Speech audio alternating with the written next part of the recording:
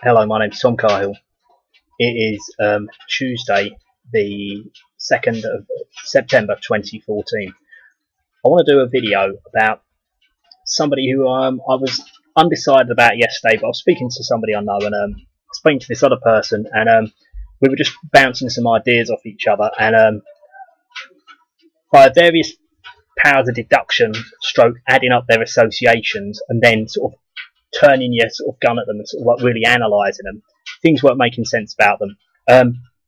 This is the thing, there is a slight ambiguity here, because this person is on the internet under two names. One of them is Danielle La Verite, but more popularly known as Chloe George. Right now, but the point is, she claims that neither of them are actually a real name. So she's got another name, but, and this is very weird when you find out what the kind of thing she talks about and the manner in which she speaks.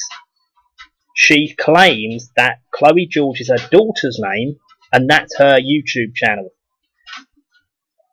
Right, now, her association, and we'll get back to why this is strange in a minute, that stuff, right? Her association.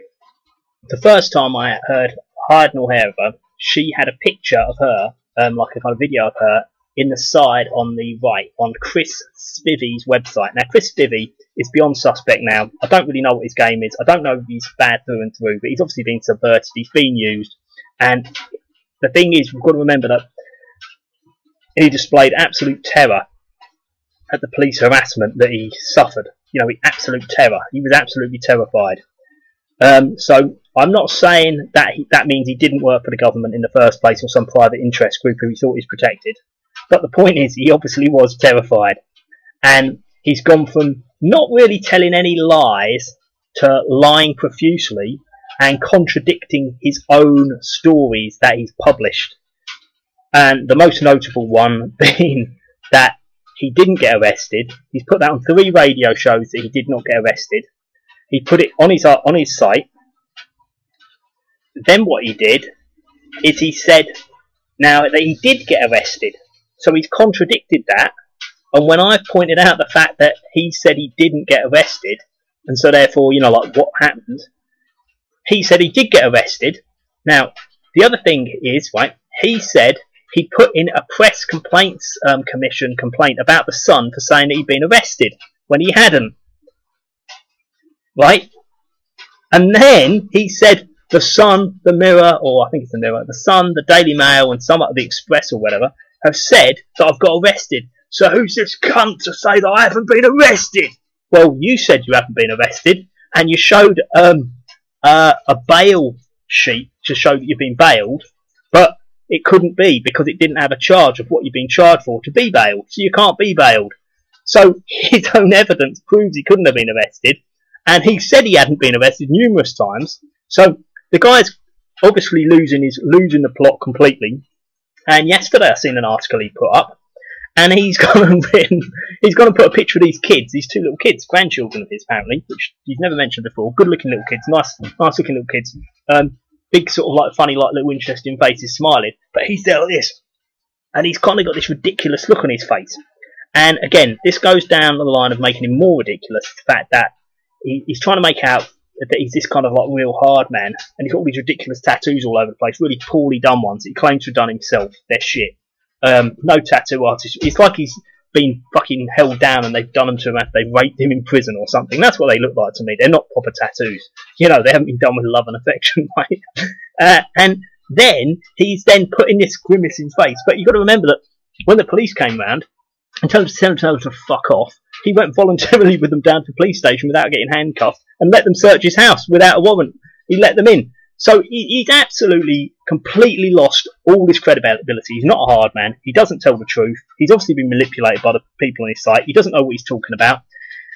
Also, he's actually put out some articles since he got arrested, but there hadn't really been any articles, because though he's so terrified, he just doesn't know which way's up and down, and he'd been basically doing 1 or 2 a day up until that point. And they'd all been quite good. They were very badly written, but they were had interesting stuff in them. I used to read them. And what he's done is he's basically, they've just basically deteriorated into repeating what he's already said on other articles not so long ago. And he started referring, for instance, on one of them, absolutely ridiculous. He started talking about all the people in the music industry in London. He's just been going on about different ones. He is a homosexual paedophile Satanist. And it's just like, someone I know knows a few of these people. And he's like, what? No, they aren't. And it's like, yeah, you must be as well.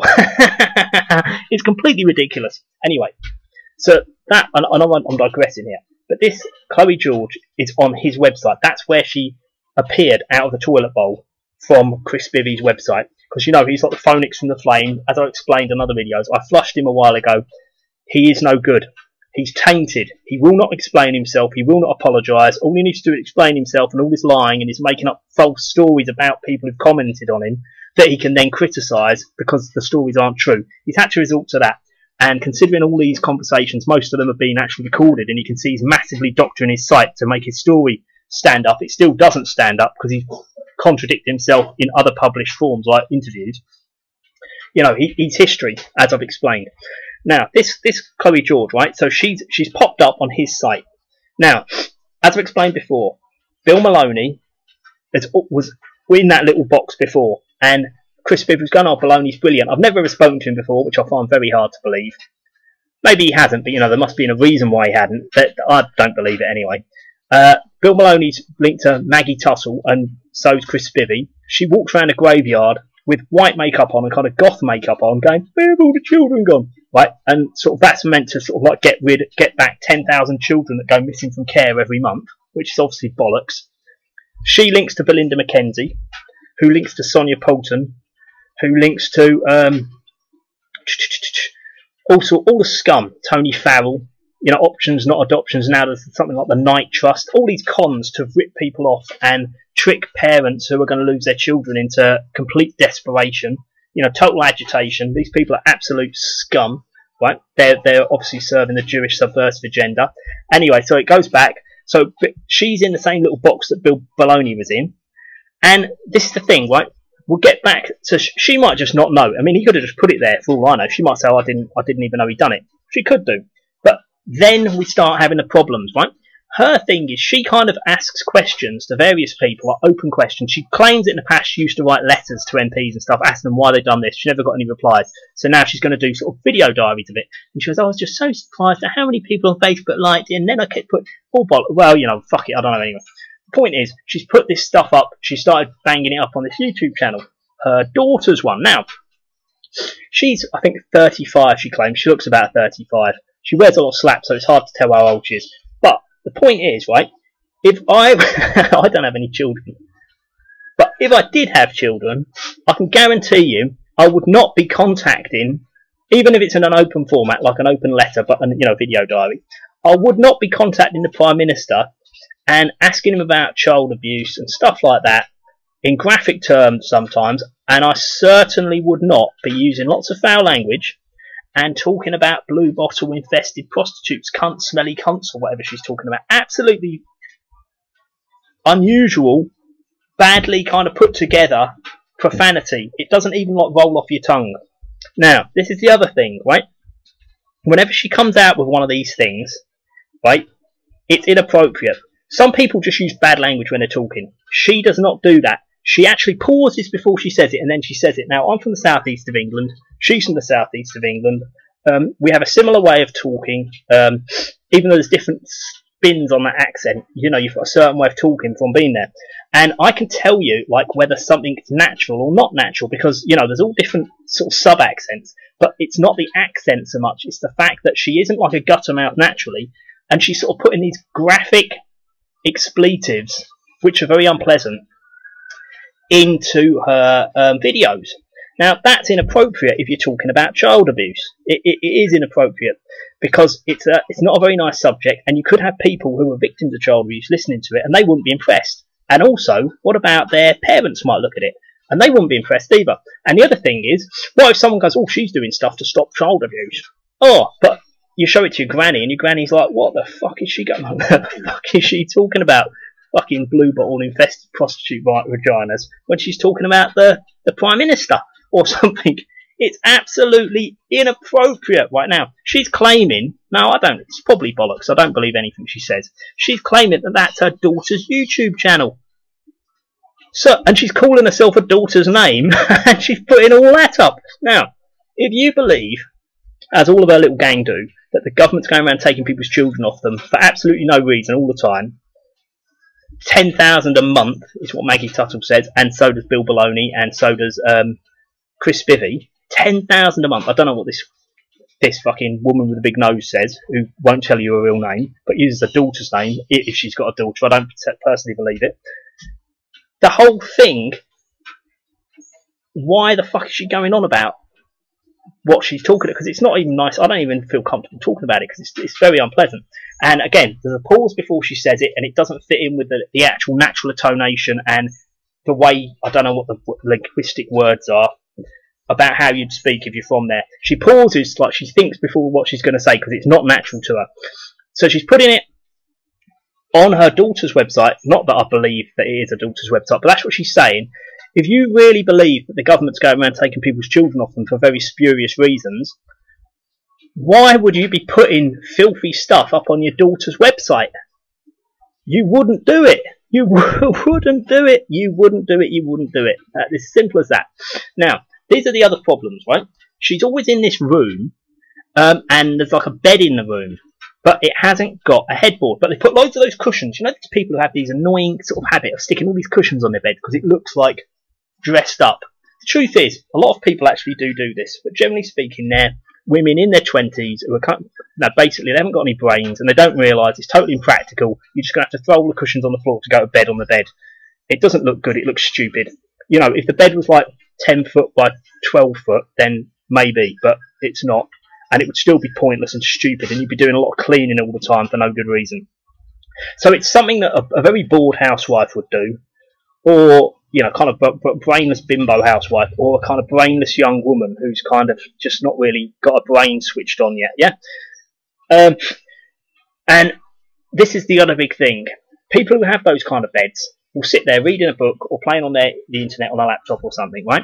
And they'll lean back on the cushions. But there is no headboard, right? So that means it's a divan. A divan is one of those beds that's got wheels, and everybody's slept on one in the past, and you kind of put your arm out, and the next thing you're sort of spinning across the room, and you wake up and you think, what the fuck's happened there?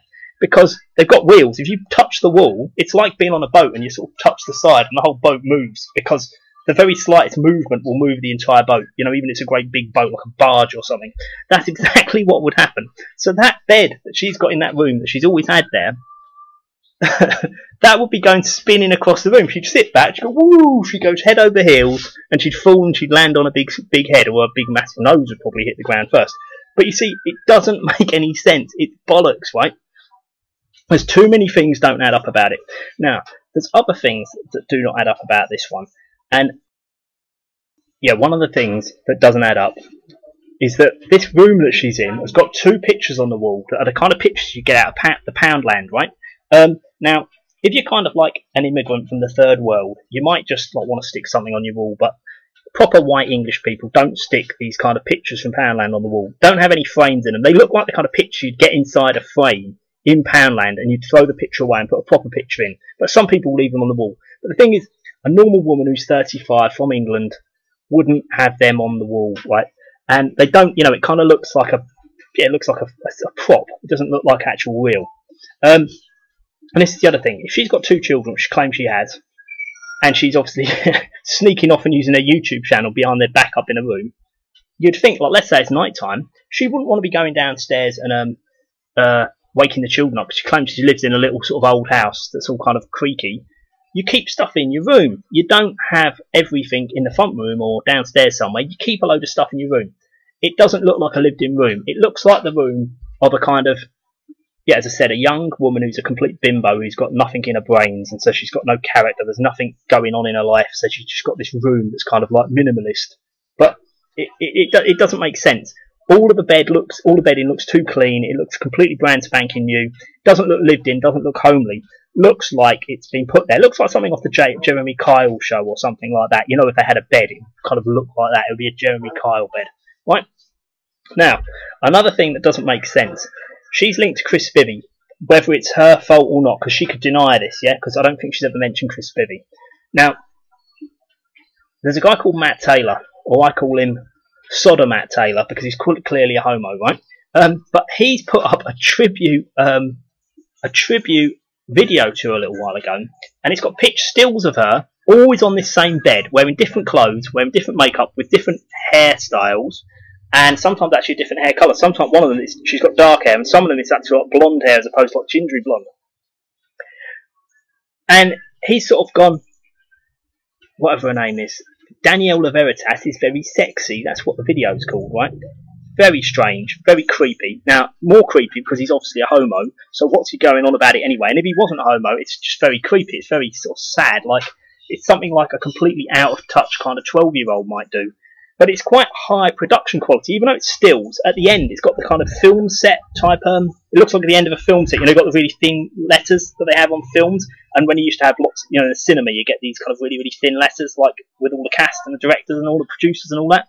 It's like one of them, and it's taken a bit of time. You can tell it's taken a bit of time to put together. Now, this Matt Taylor, Sodder Matt Taylor, never spends hardly any time on any of his shit articles. In fact, to be fair to Matt, he did contact me about the time when Spivvy got arrested, picking me up on all the things I said. Why did Spivvy do this? Why did he do this? Why did he do this? All the stuff about letting him in the house. Why did he go with him? Why did he do this? You know, he's been told about all that stuff because I've told him. I phoned him on Skype and told him about stuff about more than a year before this non-arrest happened. And he basically he was very, very, grateful, but he just obviously ignored everything I said, or this whole story is a fabrication. I'm not sure. Point is, anyway, but he got onto me, and I am an informed person on this because I told him that he would get done for harassment. I said they'll try and do you for harassment or pretend that they're going to do you for harassment. They will never go for libel. And he keeps banging on about libel. He doesn't realise they will never go for libel. It's always going to be harassment nowadays in England. It's completely abused. Right. So he got in touch with me. He said, have you got any comments? Have you got any sort of comments about any more comments about him? And I was like, I can't remember. I think I was like, please elaborate or something like that. And I had a little interchange with him over one day. But 3 days later, I said, so what's happened about this Spivvy thing, And he goes, oh, I don't care about that now. That's all over and done with. Now, this Matt Taylor basically just copies verbatim any old shit that other people write and puts it on the internet. Now, Spivvy said, my mate Matt. He talks about my mate Matt. And this Matt's actually got, if you put Spivvy into the website, into the internet, one of his articles about Spivvy's right up the top. And he goes, Spivvy's built like a brick shithouse. To be honest, I used to find that his language was quite shocking. Complete wanker, right? But the point is, I'm not saying that in a bad way. I'm saying, he is a wanker. He might be, just a harmless fucking idiot. That's what he is, yeah? Probably, at best. The point is, this Matt Taylor has put this ridiculous tribute website up, and he's sort of like put all this gibberish, these kind of little captions, and at the end it says, will you go out with me? Right? The whole thing is completely contrived. He's obviously a homo, and also, even if he wasn't, it'd be very creepy. It's even more creepy if he's a homo, because it's obviously false. But then, she's got back to him, and she's gone, that's cute, and put like your little smiley face or something, and you're thinking, hang on a minute, if she's trying to like have herself taken seriously, the last thing she needs to be doing, for a start, is using her daughter's YouTube account to put stuff up about blue bottle infested thingy majigs or whatever. She shouldn't be doing that, and she shouldn't be endorsing people who've put up ridiculous series of pictures of her reclined on a bed with various different outfits on, all in the same place. Seem like they've all been done, pretty much at the same time, because they're all in the same place with the same decorations in the background. It doesn't make sense. The whole thing doesn't make sense, and she's gone along with that. And again, Matt Taylor links to Chris Spivvy. Chris Spivvy links to Bill Maloney, links to Belinda McKenzie, links to Maggie Tuttle, links to Sonia Poulton, links to Peter Tatchell, the guy who wants to remove the age of consent. So, if this Danielle La Verite or Chloe George's mum, the lady with the big nose, if she's got any credibility at all, she will immediately renounce these people and say, no, they're just a load of saddos. Yeah, I was just being polite. Yeah, I really shouldn't have put that. I do want to be taken seriously. But the other thing is, the other person who's commented on that is this Paddy McIrishman, fucking Paddy McPhilosopher, called Thomas Sheridan. He's a know-nothing. He claims to have been a musician. There's no evidence of being a musician. And of course, because he's such a big head, you'd think even if he just played in a pub once or twice to make sure it's filmed, it'd be all over the internet. Can't find any evidence of that. And he's gone, oh, she is a dish, yeah, sort of thing. And you just think, and he's, you know, again, he's another wanker. I've just put a video up about him. And I'm just describing this guy. He's a know-nothing. He thinks he's a kind of psychoanalyst sort of expert. He's got a self-published book, a Lulu book. You know, he can't. You know, if I spent a year writing a book, even if it's shit, if I spent a year doing it, I'd spend 500 quid getting 200 copies or 100 copies printed off. Lulu sends out books. They send out books with things like half the back cover missing off them and stuff. And you know what? The writing goes into the crease, and it's basically you just send them a Word document, they go boom, print, and then they just stick the picture on the outside and bind it and send it off. I've known Lulu books that have actually got half of a kind of like, you know, the credits on the back. Someone will go, oh, this is a good book, like, oh, it just stops, it's cut off the bottom, you can't see what's written it. They're sub-amateur, do you know what I mean? They're so bad that, you know, anyone who puts anything on Lulu, I mean, maybe you get one printed and find, oh no, these are terrible. You would not be able to sell them. You know, you just throw them away or use them as doorstops or use them as fire kindling.